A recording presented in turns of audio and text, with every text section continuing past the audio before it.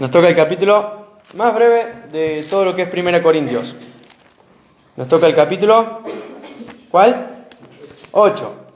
A partir del capítulo 7, habíamos dicho que empieza una serie de respuestas de parte de Pablo a la iglesia de Corinto, porque ¿qué había pasado antes de esto? Habían mandado una carta con preguntas. Bien, la iglesia de Corinto había mandado una carta a Pablo, como dice Alan, con respectivas preguntas en cuanto a qué tienen que hacer con respecto a algunos temas. Y lo que vimos todo el domingo pasado fueron algunos temas, para los que estuvieron o para los que escucharon el audio, algunos bastante, como podríamos decirlo, un poco complicados, ¿sí? ¿Qué pasa si yo estoy viviendo me convierto y me acerco a la iglesia y estoy viviendo con mi novia y no estoy casado? Estoy en concubinato. ¿Qué pasa? ¿Está bien? ¿Está mal? ¿Qué pasa si yo quiero empezar a venir a la iglesia, pero mi esposa no quiere venir a la iglesia? ¿La tengo que dejar? ¿Me tengo que quedar? Y diferentes preguntas surgieron de parte de los corintios a Pablo. Entonces Pablo, a partir del capítulo 7, versículo 1, ¿se acuerdan que decía? En cuanto a las cosas que me escribieron, y arranca. Y eso no termina solamente en el capítulo 7, ¿sí? Todo lo que fue el capítulo anterior, que vimos la semana pasada, vieron que básicamente tenía que ver con todo lo que era divorcio, matrimonio, soltería, adulterio, fornicación, todo relacionado a lo que es lo sexual, lo relacionado a las parejas. Pero ese no era uno de los problemas, el único problema que tenía la iglesia de Corinto. La iglesia de Corinto tenía varios problemas más, y hoy vamos a ver otro problema más. Y si alguno de ustedes leyó, vieron que yo compartí el capítulo en el grupo de WhatsApp, si alguno de ustedes leyó, quizá a simple vista a uno le pareciera como algo bastante fuera de nuestra época. Como que se trata un tema que no tiene como mucho que ver con nosotros, porque no es una práctica habitual como la nuestra, esto de comer carne que había sido sacrificada a ídolos, ¿sí? ¿Alguno de ustedes estuvo en una situación similar a esta? Yo creo que no. Puede haber algún caso, pero sabemos que no. Bueno, este capítulo se trata un poco de la libertad que tiene un cristiano dentro de la iglesia. La libertad que tiene un cristiano al hacerse cristiano. Y además también las cosas que tenemos que tener en cuenta como cristianos, ¿sí? Y que tienen principalmente que ver con mi prójimo, con el que está a mi lado. John Stott decía que Dios estableció un orden de prioridades para el humano, que es primero Dios, después los demás y después yo mismo. Y lo que hace el pecado es revertir este orden, ¿no? Primero yo, después los otros, después Dios, ¿sí? Cuando nosotros conocemos a Dios y somos parte de una iglesia, la persona más importante, el ser más importante, ¿quién es? Dios. Pero después, ¿quién es? Mi prójimo. Los demás. La iglesia está constituida por personas. Y cada uno de nosotros es una pieza fundamental dentro de la iglesia. Cada uno de nosotros es una pieza indispensable dentro de la iglesia. Y se le ha dado en Jesús una libertad que tiene que usar, que puede usar, pero que no es como leyó Cristian hoy, una libertad para hacer lo que uno quiera, sino que es una libertad que me lleva a tener principalmente en cuenta a los demás. Ahora, vamos al capítulo 8 de Corinto. Antes de leer a partir del versículo 1, quiero dejarles una idea en claro, como para que la tengamos en cuenta a lo largo de todo esto. El fundamento, presten atención, el fundamento de todo lo que está diciendo Pablo, de todo lo que va a decir Pablo, hasta en el capítulo 9 y hasta en el capítulo 10, el fundamento es un principio evangelizador en nuestras vidas. Un principio evangelizador que nos lleva a todo el tiempo a actuar o a hacer algo de un modo que facilite la salvación o la edificación de las demás personas. ¿Sí? Lo voy a repetir porque por ahí fue medio largo el concepto. Es un principio que Pablo establece, que nos enseña, ¿sí? Nos enseña a tener una conducta que esté todo el tiempo pensando en actuar de un modo que facilite la salvación de los demás o que edifique a la otra persona que está a mi lado. Todo el tiempo nosotros dentro de una iglesia estamos haciendo cosas. Lo que Pablo nos va a enseñar es que todo lo que vos tengas que hacer, tenés que hacerlo siempre pensando en el otro y no pensando en vos mismo. ¿Sí?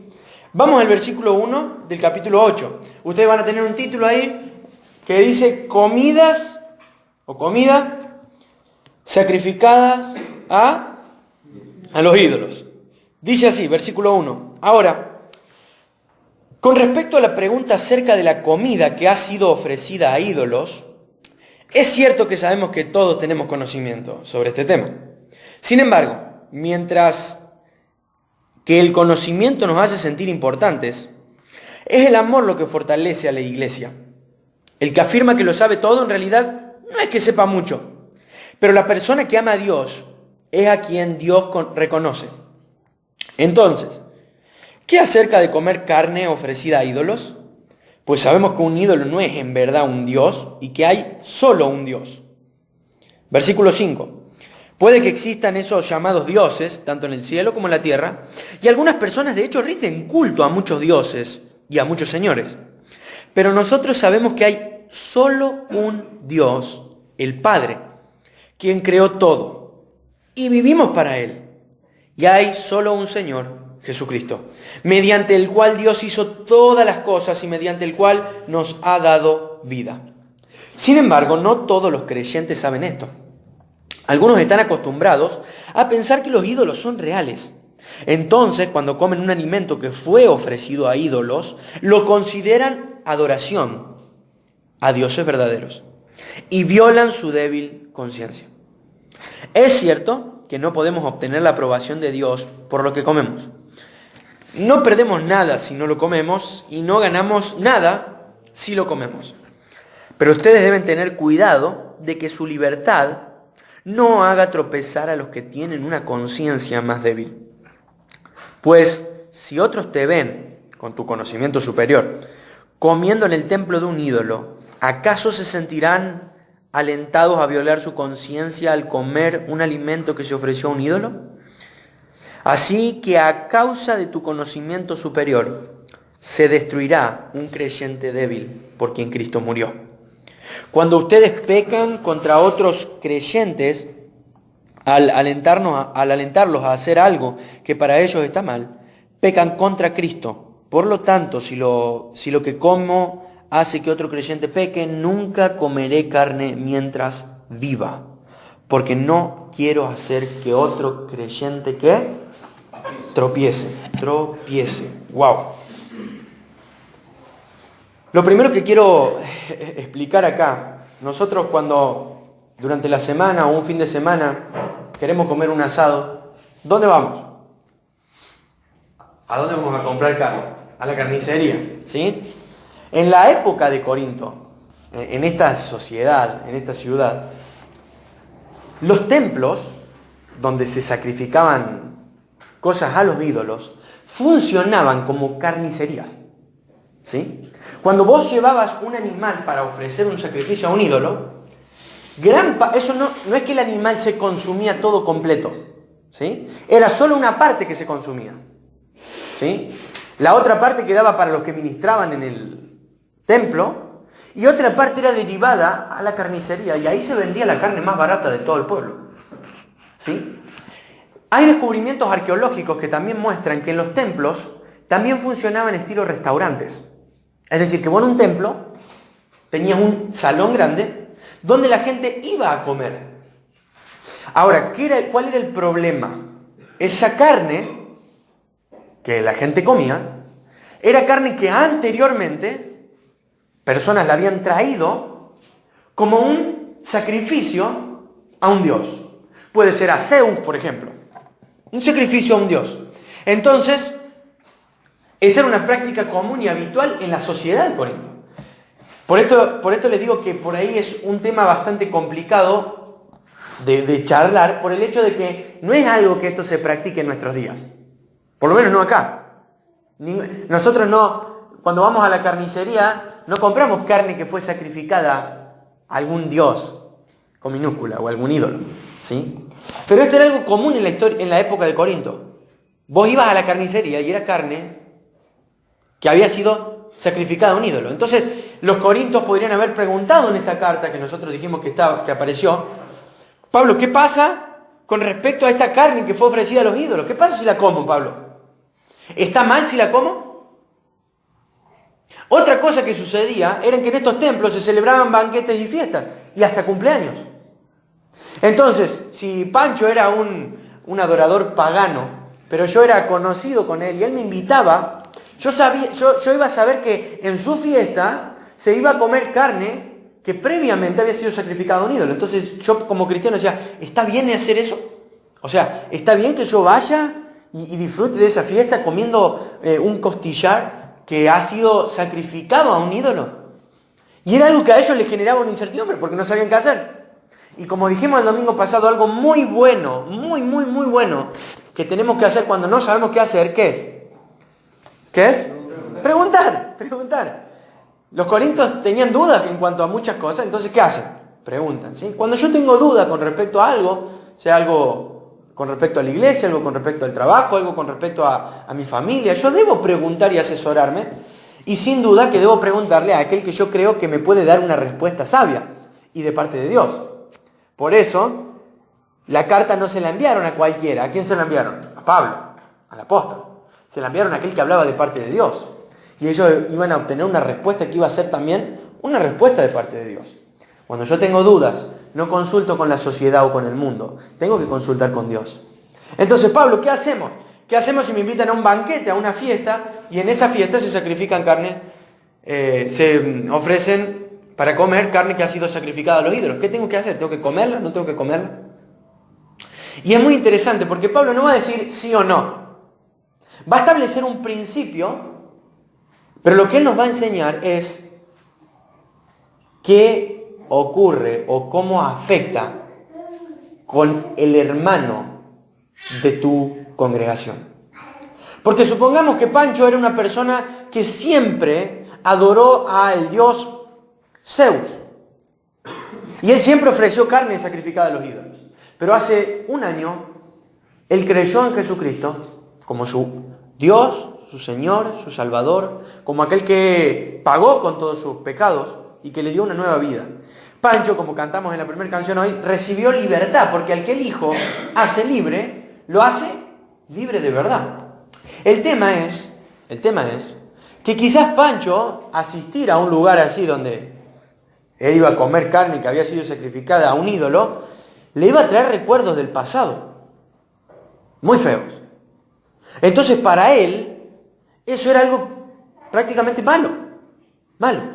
Pero supongamos que yo nunca caí en esas prácticas y soy un cristiano que me convertí directamente cuando Pablo vino. Fui uno de los primeritos ahí y todo el tiempo, hace como 5 años que estoy estudiando la Biblia y sé un montón de cosas. Entiendo y sé que eso no tiene nada que ver porque los ídolos, como dice Pablo acá, no son nada. Pero yo estoy en una situación donde estoy con Pancho y se nos ofrece esa carne sacrificada a los ídolos.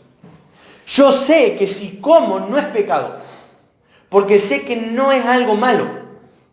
Pero sé que si yo como, Pancho va a estar obligado también a comer conmigo.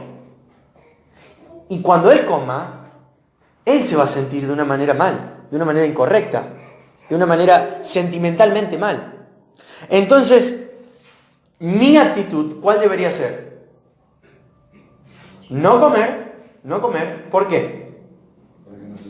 Para que él no esté o no caiga en pecado. Es decir, ¿en quién tengo que pensar? Este es el argumento que Pablo va a establecer en 1 Corintios 8. ¿En quién pienso? ¿En mí? Porque si pienso en mí, ¿cómo? Pienso en él. Nosotros como cristianos, en toda área de nuestra vida, y por eso ahora vamos a ver cómo esto influye en nuestra vida hoy, 2018, y por qué el Espíritu Santo lo dejó escrito para nosotros. Cómo esto influye en nuestra vida. Dios nos pide todo el tiempo que nosotros estemos pensando en los demás antes que en nosotros mismos. Porque dentro de una iglesia nos vamos a encontrar con que hay muchas cosas que para nosotros son buenas, pero para otros no. No porque sea un ignorante, sino porque es inmaduro y débil en su fe. Y está recién aprendiendo y recién creciendo. Y yo puedo reventarle su conciencia comiendo carne como loco sacrificado a los ídolos. Y me puedo ir tranquilo porque dije, en total no pequé, pero dañé a un hermano. Y esto no es algo que Pablo está inventando. Jesús mismo dijo, mirá, si vos haces tropezar a uno de mis pequeñitos, dijo Jesús. Si vos haces caer a uno de tus pequeñitos, es mejor para vos. Va a ser más liviano para vos que se te ate una piedra de molino al cuello y se te eche a lo profundo del mar. Tiernísimo Jesús. Tierno, ¿no? Qué duro. Pero Él está defendiendo a los más pequeños y a los más débiles. Primera cosa que quiero aclarar. Dentro de la iglesia va a haber gente que va a crecer más rápido que otra. ¿Sí? Porque esto pasa y ocurre, todos somos distintos. Y porque dentro de la iglesia, la gente que comienza a venir a una iglesia, no todos tenemos el mismo tiempo libre, podríamos decirle, para aprender más de la Biblia o cosas como esta. No todos tenemos los mismos, no todos manejamos los mismos tiempos, ¿no? Entonces es lógico que alguna persona crezca un poco más. Y ni hablar de que no todos empezamos a venir el mismo día. La iglesia es algo que está siempre renovándose de gente. Pero si yo sigo viniendo hace 3 años, sin duda que voy a saber más que el que viene hace 1 año. ¿Sí? Entonces, no todos en la iglesia somos iguales, no todos en la iglesia piensan como nosotros. ¿Sí? Eso es lo primero. Y lo segundo que quiero aclarar, vamos al capítulo 8, al versículo 1. Dice Pablo, sabemos que todos tenemos conocimiento sobre este tema, con respecto a esto de la carne sacrificada a los ídolos. Sin embargo, el conocimiento, mientras que el conocimiento nos hace sentir importantes, es el amor el que ¿qué? El que fortalece a la iglesia. Pablo está enseñando acá que la clave, la clave cristiana, el centro del cristianismo no es el conocimiento, es el amor. ¿Sí? El problema acá es que yo puedo tranquilamente decir, conocimiento, chao, y lo descarto. No, sabemos que no. El conocimiento es completamente importante, pero sin amor no somos nada. Y este es un pensamiento que Pablo va a culminarlo en 1 Corintios 13. Cuando él va a decir, mira, vos podés saber absolutamente todo en este mundo, pero si no tenés amor, no sos nada. Sos como un instrumento desafinado. Nadie te quiere escuchar.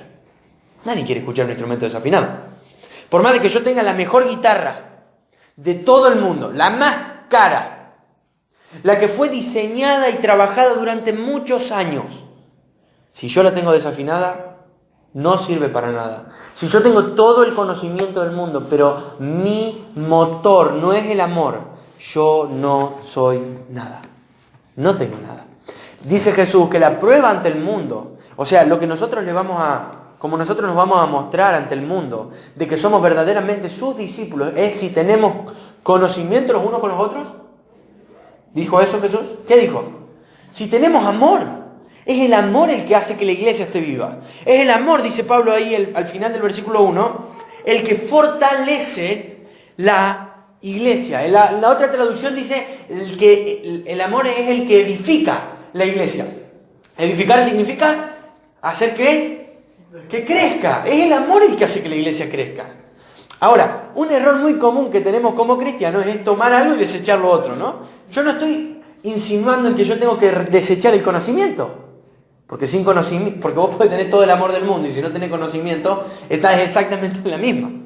El tema acá es que cuando aparece la palabra conocimiento, lo que Pablo está hablando, si recuerdan un poco al capítulo 1, no sé si se acuerdan que ellos se peleaban por esto del conocimiento. ¿Se acuerdan? ¿Qué decía uno? Yo soy de Pablo y otro, yo soy de Apolo, yo soy de Cefas. si nosotros entendemos el contexto de esta carta, sabemos que los corintios se peleaban por el conocimiento. Por eso Pablo dice, miren muchachos, basta, a Dios no le agradó salvar a los creyentes por la sabiduría humana, sino por la locura de la predicación. El tema es que ellos veían el conocimiento, y esto es importante para entenderlo bien, el conocimiento a ellos los llevaba al orgullo. Ahí está el problema. Si vos el conocimiento te lleva a amar más, ahí está todo funcionando de una manera perfecta. Pero si el conocimiento te lleva al orgullo, estamos hasta las manos. Y lamentablemente, lo digo con humillación, esto es lo que nos pasa de primera. Porque crecemos en conocimiento y lo primero que vemos es que el otro no tiene conocimiento. Y en vez de tener amor y gracia sobre la otra persona, considerándolo a él superior como a mí mismo, como hemos estudiado en el fundamento de la fe, considerando a los demás como superiores a mí mismo, yo me considero a mí mismo como superior a los demás. Esto nos pasa cuando adquirimos más y más y más conocimiento. Cuando el Señor lo que nos está enseñando es de que a medida que tu conocimiento avance, el conocimiento te tiene que llevar a ser más y más y más y más humilde. ¿Por qué? Uno podría decir, pero no, ¿por qué? Porque cuando vos creces en conocimiento te das cuenta que no sabes nada. Parece una incoherencia, pero fíjense lo que dice el versículo 2. El que afirma que lo sabe todo, en realidad no sabe, no es que sepa mucho. Pero la persona que ama a Dios es a quien Dios reconoce. ¡Wow! Dice Pablo en la otra traducción, si alguno se imagina que sabe algo, no lo sabe como lo debería saber. Como diciendo, vos crees que te la sabes todas, en realidad no te la sabes todas. No te la sabes nada. El conocimiento te tiene que hacer más humilde porque cuando vos avanzás en conocimiento te das cuenta de tu ignorancia. Te das cuenta de todo lo que te falta por aprender. Y cuando considerás a otro, eso te lleva a tener más gracia del otro, porque también le falta muchísimo por aprender. ¿Sí? ¿Qué edifica la iglesia? ¿Qué hace que la iglesia crezca, se fortalezca? ¿Qué hace que la iglesia esté viva? Su amor, el amor que se tengan mutuamente. Mutuamente. Sin descartar el conocimiento, que es la base de nuestra unidad. Porque si no tenemos conocimiento, vamos a tener todo amor y vos decís, pero estamos unidos, ¿por qué? Porque está bueno, porque sí, nada más. No, es el conocimiento el que establece la unidad, pero es el amor el que la mantiene. ¿Escucharon? Es el conocimiento el que la establece, el que la arma, el que la une, el que la crea, pero es el amor el que la mantiene toda la vida. Porque yo puedo con Cristo tener el mismo conocimiento, pero no el mismo carácter. ¿O no? ¿Pasa esto? ¿Y qué es lo que me va a mantener en amistad y en comunión con Él? El amor. Es el amor. Porque el amor no está buscando lo suyo. Porque el amor no mira por uno mismo, el amor mira por los demás. Entonces Pablo, todo este capítulo, el que viene, el otro, todo lo trata él de envolver en esto. La iglesia no va a seguir avanzando. Es como Pablo está diciendo, la iglesia de Corinto no va a seguir avanzando. Hasta que ustedes no entiendan que el conocimiento por sí solo y por su propia cuenta no es absolutamente nada. Ustedes necesitan amarse más. Amarse más. Necesitamos amarnos más y crecer en amor. Por algo el fruto que encabeza la lista del Espíritu Santo, ¿cuál es? Es el amor, no es el conocimiento. Es el amor. Entonces, dice el versículo 3. El versículo 3. Pero la persona que ama a Dios es a quien Dios reconoce. La persona que ama a Dios con todo su corazón, con toda su mente, con toda su alma, es aquel que Dios podría mirar desde el cielo y decir, este es mi hijo, este es mi hijo. Porque la primera manifestación que nosotros damos una vez que nos convertimos al Señor es que amamos. Hay un amor natural que fluye, hay un perdón que fluye, porque hemos sido amados y perdonados por Él. La Biblia dice, nosotros le amamos a Él, porque Él nos amó primero. La primera manifestación que damos como convertidos, como transformados por el Señor, es que amamos a los demás. Y si alguno ama a los demás, también es una manifestación de que ama a quién. Al Señor. Porque dice 1 Juan, si vos no podés amar a tu hermano que lo estás viendo, ¿cómo te pensás que vas a amar a Dios que ni siquiera lo ves? Cuando yo amo a los demás, es una manifestación, demostración de que también estoy amando a Dios, quien me pide amar al prójimo como ¿qué? Como a mí mismo. Y Dios reconoce a aquel que le ama. No solamente aquel que sabe de Él. Miren, si hay alguien que sabe mucho de Dios, es el diablo. Y si hay alguien que se rebeló, fue el diablo. Y creo yo que cuando actuamos solamente con conocimiento, solamente, ¿no? Sin ni una gota, sin ningún rasgo de amor, nunca estamos siendo tan parecidos al diablo. Como cuando lo único que nos motiva y nos mueve es el conocimiento. Es triste porque uno se siente identificado cuando ve este texto. No dice, esto es justo para Nahuel. No dice, esto es justo para Agustín. Dice uno, esto es justo para mí. Porque yo quiero conocer más de Dios. Y es verdad, generalmente el conocimiento del Señor me lleva a ser más orgulloso. Más orgulloso.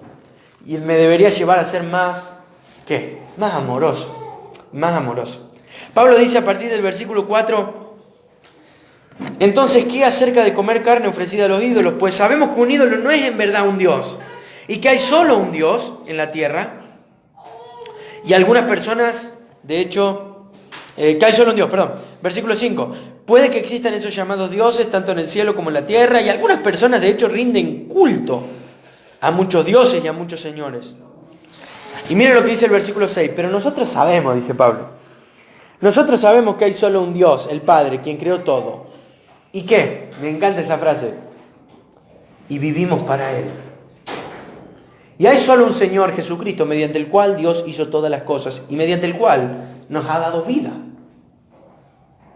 Pablo está diciendo, claro, Pablo, ¿está bien comer carne sacrificada a los ídolos? ¿Sí? ¿Eso es lo que Pablo está diciendo? ¿Sí? Si sabemos que hay solo un Dios, sabemos que esos ídolos no son absolutamente nada, ¿está bien? ¿Es bueno o malo? Si alguien le hubiese hecho esa pregunta, y mira, no es bueno, o sea, no tiene relevancia en realidad, porque hay solo un Dios, el Padre, y de Él, dice la Biblia, proceden todas las cosas.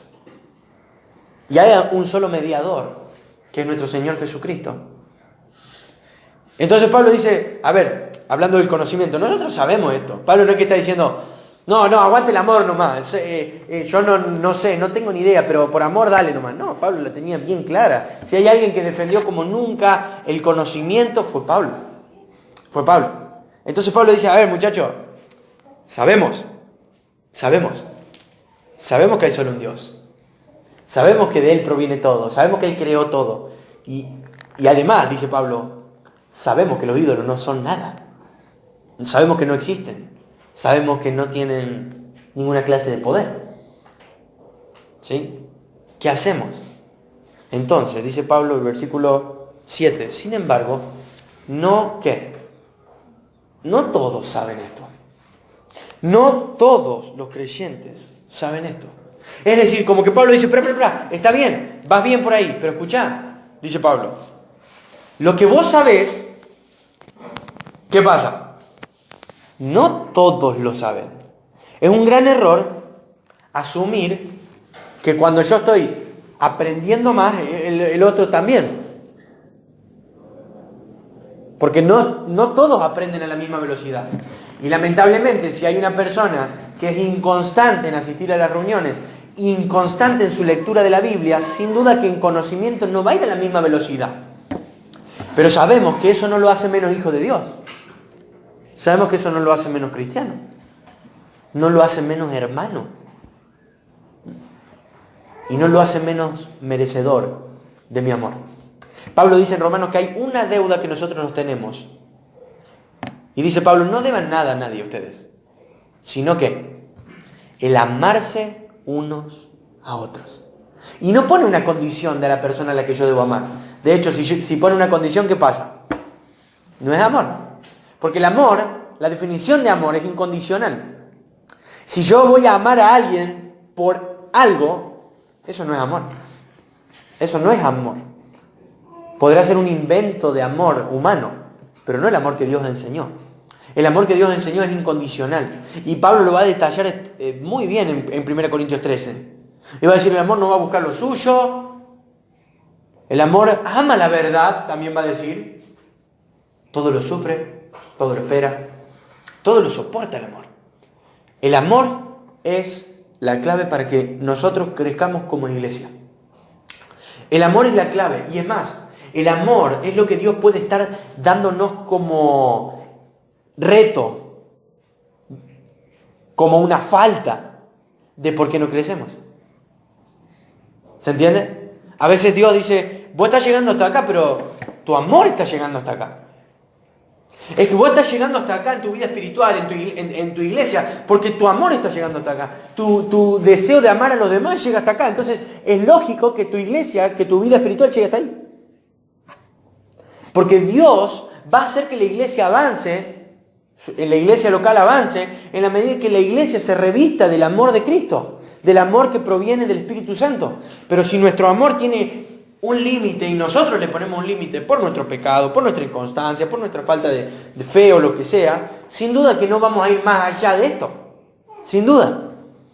Fue el amor el que sacudió a los discípulos en Hechos y los llevó desde Jerusalén hasta Samaria y hasta lo último de la tierra.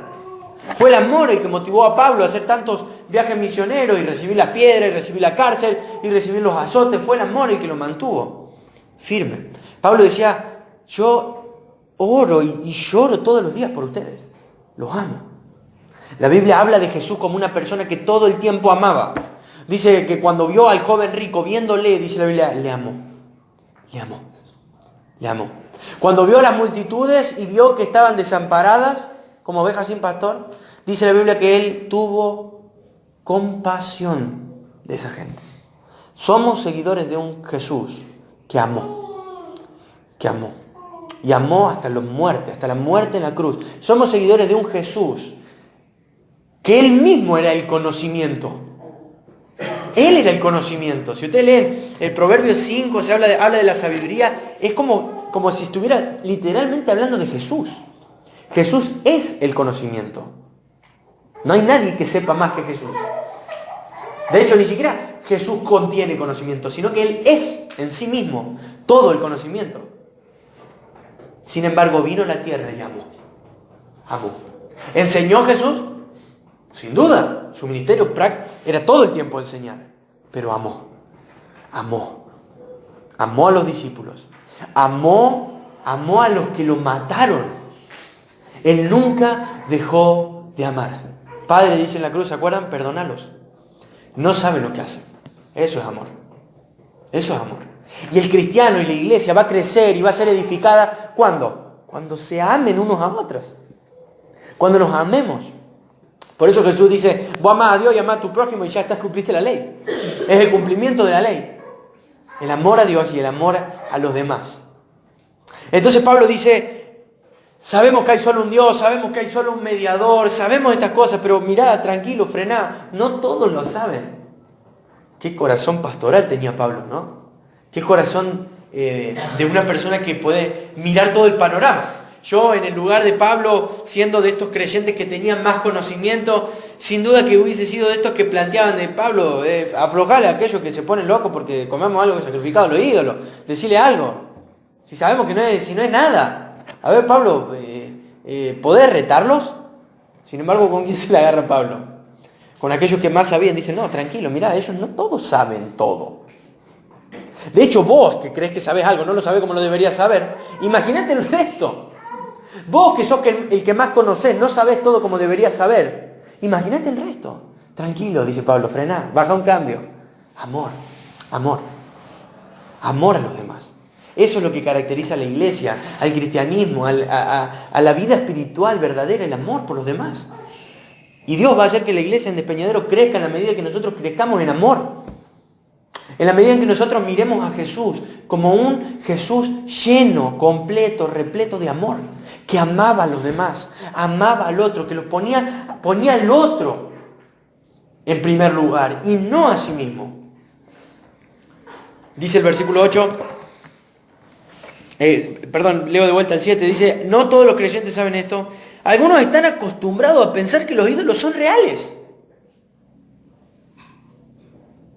Entonces, cuando comen un alimento que fue ofrecido a ídolos, lo consideran adoración a dioses verdaderos y violan su débil conciencia. Pablo dice, entendemos que no es así. pero hay algunos que están acostumbrados a esto. Tranquilos. Fíjense, Pablo no está diciendo, dejen que esto sea así siempre. Tampoco tenemos que caer en este error. Y acá quiero mencionarles dos errores que puede la iglesia cometer.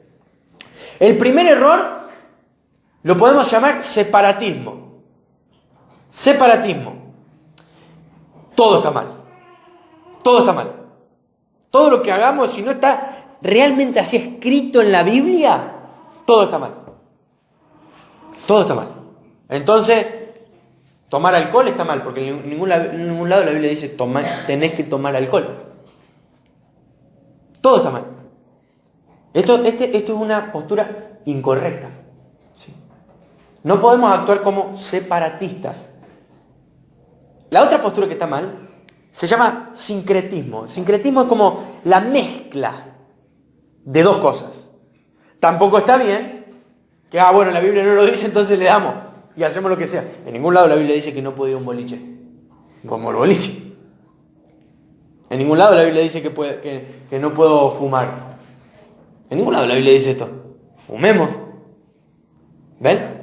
Ese es el otro extremo. Hay dos extremos en los cuales nosotros podemos caer y tenemos la tarea dificilísima de tratar de encontrar un equilibrio sin caer en un separado de todo el mundo, todo es malo, está mal que te vistas de esta forma, está mal que uses esa ropa, esa remera, o está mal que juegues a esto. Eso tenemos que caer, no caer en ese error, pero también no caer en el otro de que todo está bien. Porque sabemos que no todo está bien. Pero también sabemos que no todo está mal. Entonces, hay un asunto en la vida cristiana que hay zonas que son como grises. O sea, no es ni negro ni blanco. Es gris. Che, mirá, me invitaron a un cumpleaños. Y bueno, va a haber mucho de tomar y esto, pero yo voy a ir y no voy a tomar. Está bien, está mal. Y parecieran como zonas grises, porque en ningún lado la Biblia da una lista de cosas como estas. Me invitaron qué sé yo, me invitaron a jugar a las cartas y por ahí apuestan un poco de plata, está bien, está mal. Son cosas que por ahí la Biblia no las especifica de una manera tan clara. Entonces a veces tenemos dudas con respecto a algunas cosas. Y solamente quiero dar tres ejemplos de qué hacer con respecto a algunas cosas que no están claras en la Biblia. La primera es, básicamente, ¿es pecado? Si sabemos que es pecado, ¿cuál sería la respuesta? Y no lo hagas, no lo hagas, no lo hagas. La segunda, ¿afectaría lo que yo haga? Supongamos que no es pecado. Pero si yo lo hago, ¿afectaría a un hermano de la iglesia? ¿Afectaría su conciencia? ¿Le daría, como podemos decir, le daría de qué hablar? Y si la respuesta es sí, entonces, ¿qué tengo que hacer? No hacerlo, por más de que no sea pecado. Y la tercera, lo que haga, ¿me va a ayudar a llegar a los incrédulos sin mancharme con el pecado? Es decir, lo que haga, ¿va a ser de beneficio para la salvación de otras personas? Y esto que estoy diciendo lo estoy dando como a modo de algo general que después lo vamos a seguir desarrollando en los próximos capítulos. Al punto que Pablo dice, mirá, todo es lícito, todo está permitido de alguna manera, pero no todo te conviene. No todo te conviene. Entonces, Pablo está llamando a la iglesia que considere primeramente ¿a quién? A los demás. Pablo está llamando a la iglesia a que nosotros actuemos pensando en el otro. Pero te hago esta pregunta, ¿de verdad vos practicás esto? ¿Realmente todo lo que haces pensás en la otra persona? ¿O en cómo va a afectar lo que sea que haga? ¿O lo que sea que diga? ¿Realmente vos pensás en cómo va esto a repercutir en otra persona? ¿Cómo va a afectar a otro? Porque yo no. Realmente yo no. No estoy midiendo cada cosa que haga o que diga en base a cómo va a afectar a otra persona. Segunda pregunta, ¿vos realmente entendés que no todos tienen el mismo conocimiento? Y que hay muchos matices dentro de una iglesia. Y que eso nos tiene que llevar a orar y a actuar con cuidado todo el tiempo. Imagínense que nosotros somos una iglesia chica y tenemos estos matices. Imaginémonos en una iglesia grande. Que tenés desde el que viene hace 2 semanas hasta el que está hace 30 años. Imaginémonos cuánta diferencia hay. Pero ¿qué pasa si ese que tiene 30 años lo ve el que vino hace 2 semanas haciendo algo que no le gustó mucho? ¿Lo vas a condenar y a separar? ¿O vas a entender que Dios puede hacer algo con esa persona en un tiempo, en un proceso, y lo vas a amar? Y amar no es tampoco andar dándole golpecito en la espalda a todo. ¡Ah, qué bueno! Vos te está acostando con 3, no importa, te está acostando con 3 mujeres. No hay drama, dale. Ya algún día lo vas a entender. No, eso no. No tiene que ver con eso. Ah, te estás emborrachando todos los fines de semana. Bueno, ya pues, no hay problema. Eso no. Porque eso es algo totalmente pecaminoso. Porque así como lo vemos a Jesús lleno de amor y misericordia, lo veíamos a los fariseos dándole con toda, diciendo: ustedes no tienen que hacer esto, no tienen que hacer lo otro. Lo vemos en Juan 8 con una mujer que había sido sorprendida en adulterio, y él no la abraza y le dice: qué bueno. ¿Qué le dice? Mujer, yo no te condeno, pero no peques más. Vete y no peques más. ¿Ven no sé si van captando como este equilibrio? Porque es muy fácil caer en cualquiera de los extremos. De que todo sea paz y amor y está todo bien y vivir como vos quieras, hacer lo que vos quieras con tu vida. A que todo esté mal y la primera que le veo a uno, ¡pah!, lo mato. o lo descarto de mi vida. Y no, la Biblia dice que tenemos que ser sencillos como las palomas, pero también tenemos que ser astutos, prudentes, como la serpiente. Es decir, yo tengo que estar pensando, y esto me tiene que llevar a preocuparme por los demás. ¿Ven que esto pareciera hasta como un trabajo? Pareciera hasta como un trabajo, porque no es algo así nomás, simple, sencillo. Yo tengo que estar trabajando y pensando en cómo puedo edificar a los demás. Y qué es lo que estoy haciendo que a lo mejor le pueda hacer tropezar a otro. Porque esa es la regla fundamental del amor. Dice el versículo 8, es cierto que no podemos obtener la aprobación de Dios por lo que comemos. No perdemos nada si lo comemos y no ganamos nada si lo comemos. No perdemos si no lo comemos, no ganamos si lo comemos. Pablo está diciendo, sabemos que esto no interfiere en nuestra relación y nuestra relación personal con Dios. Sabemos que esto no es un tema de ganarnos el favor de Dios. ¿Por qué?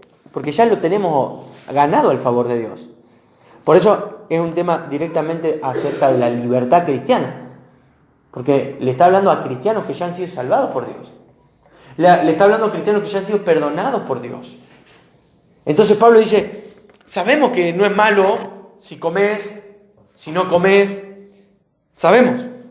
Pero dice el versículo 9, pero ustedes deben tener cuidado de que su libertad no haga tropezar a quienes tienen una conciencia más débil, con ciencia, con conocimiento.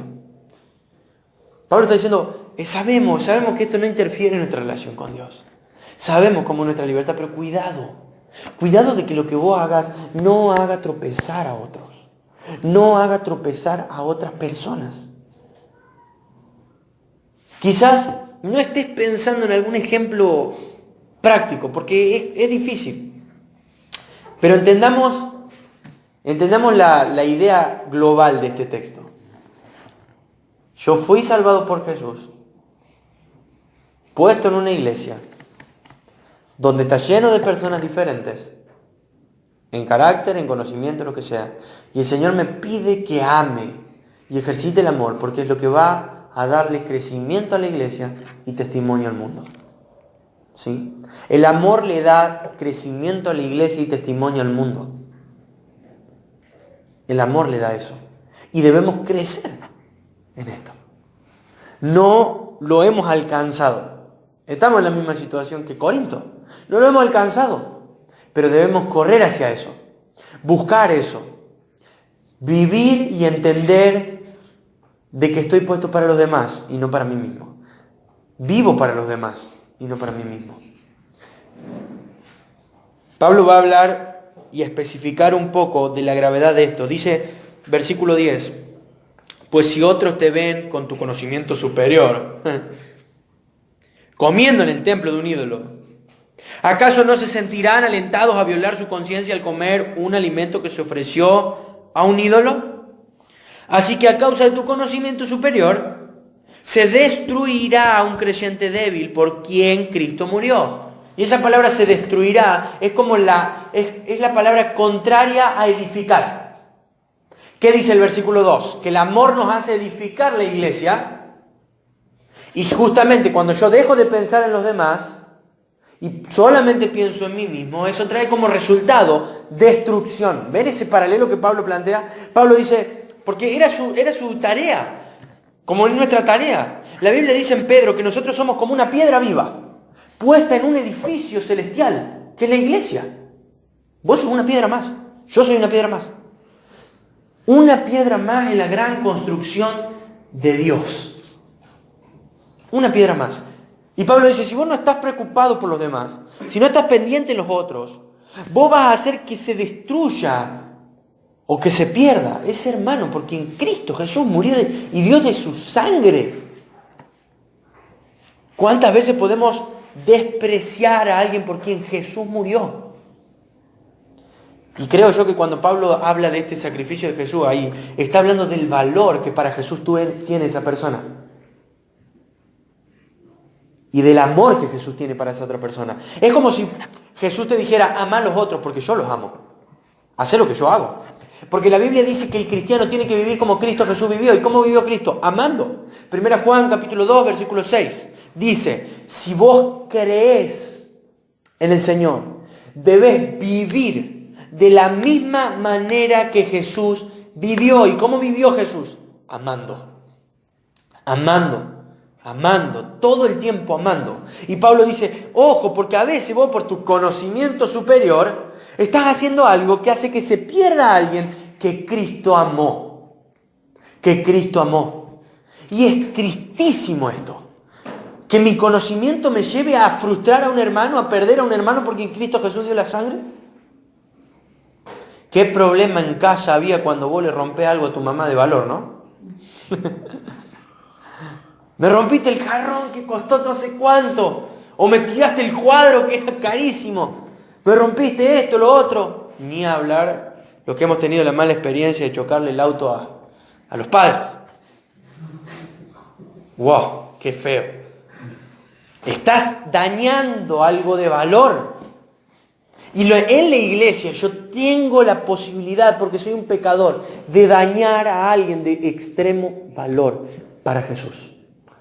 Miren, la Biblia es clara de que el hombre no tiene valor por nuestro pecado.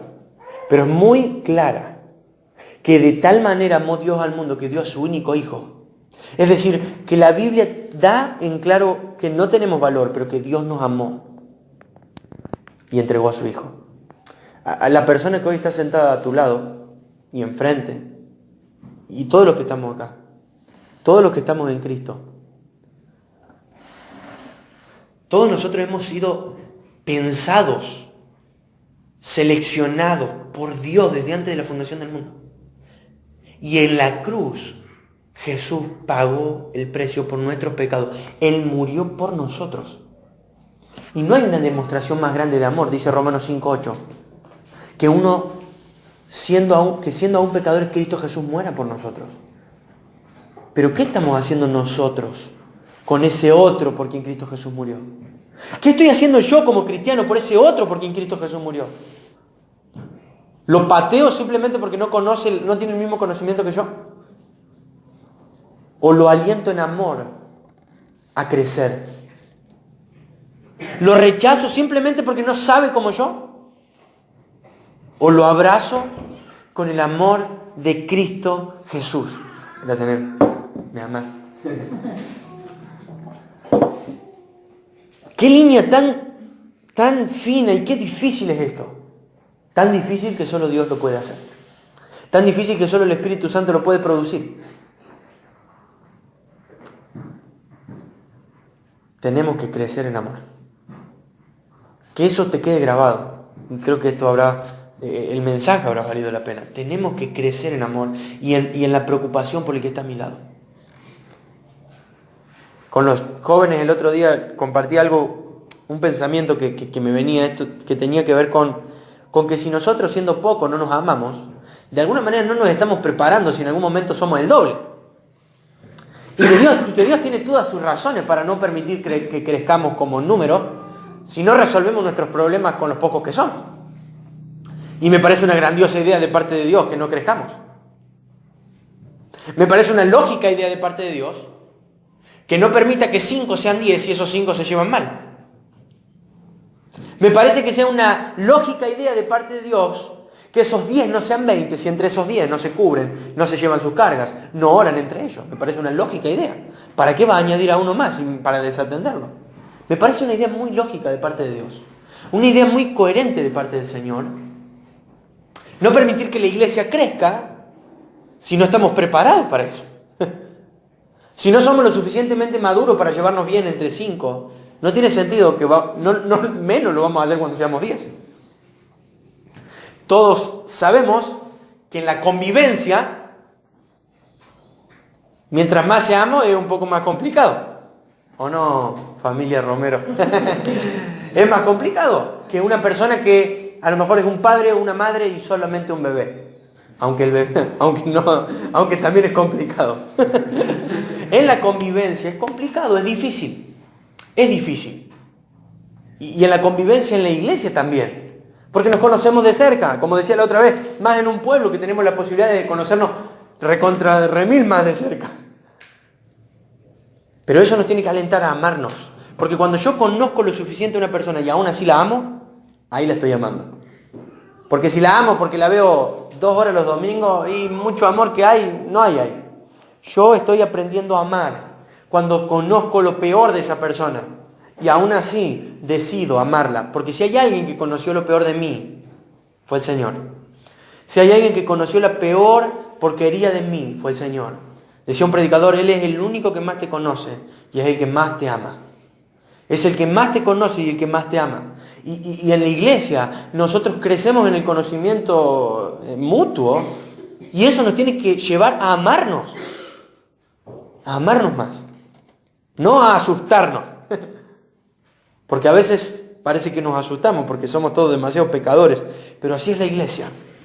Con muchos problemas. Con muchos dispares. Con gente que va muy rápido. Con otra gente que no va tan rápido. Pero mutuamente se aman. Y la prueba ante el mundo de que somos sus discípulos es esta. Que tenemos amor los unos con los otros. Entonces, voy terminando con esto. Versículo 12. Cuando ustedes pecan contra otros creyentes al alentarlos a hacer algo que para ellos está mal. No para vos, para ellos. ¿Qué dice? Ustedes están pecando contra Cristo. Entonces, podemos decir que esto es una soncera. Y Pablo dice, miren, esto no es una soncera que yo estoy planteando. Pablo, no importa, si comemos, no comemos. Bueno, el otro se ofenderá un rato.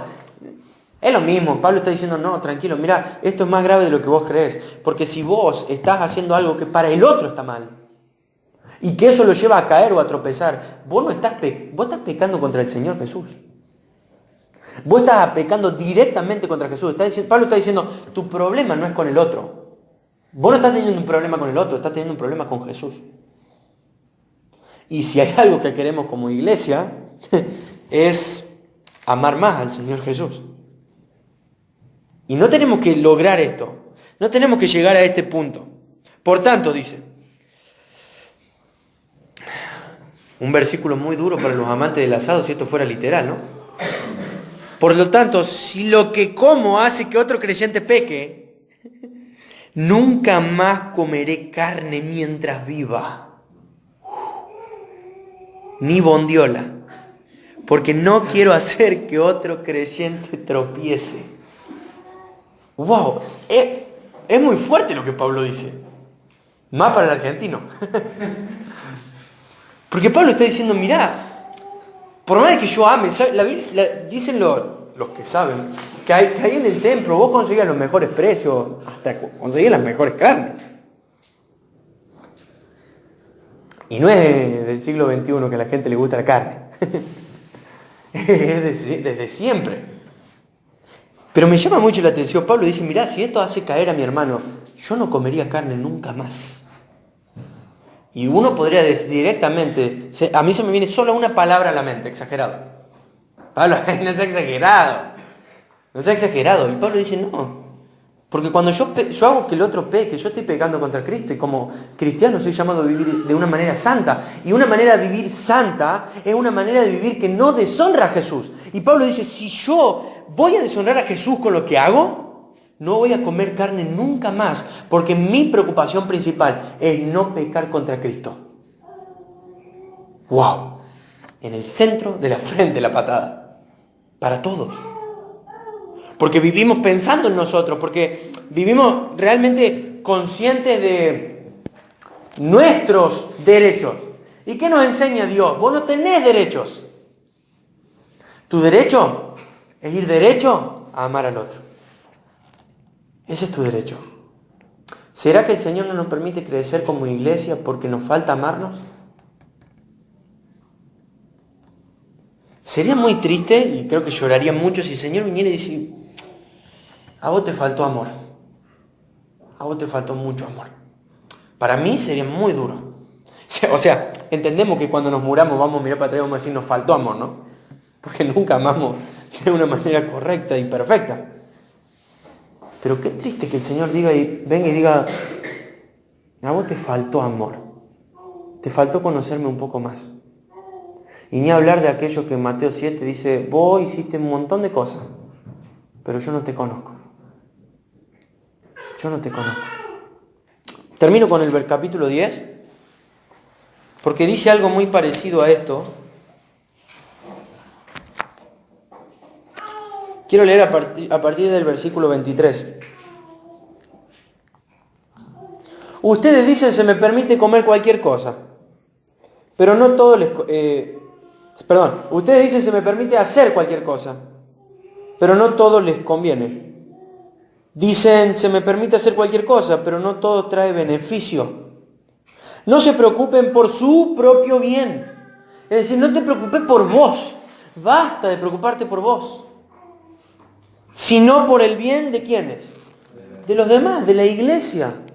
Así que pueden comer cualquier cosa que se venda en el mercado, sin preguntar nada por motivos de conciencia, pues la tierra es del Señor y todo lo que hay en ella. Si alguien que no es creyente los invita a cenar a su casa, acepten la invitación si desean. Coman todo lo que les ofrezcan, sin preguntar nada por motivos de conciencia. Pero supongamos que alguien les dice, esta carne se ofreció a un ídolo. No la coman, por respeto de la conciencia del que lo dijo. Tal vez no sea una cuestión de conciencia para ustedes, pero lo es para la otra persona. A lo mejor no sea importante para vos, dice Pablo, pero lo es importante para el otro. Pues, ¿por qué tendría que ser restringida mi libertad por lo que piense otra persona?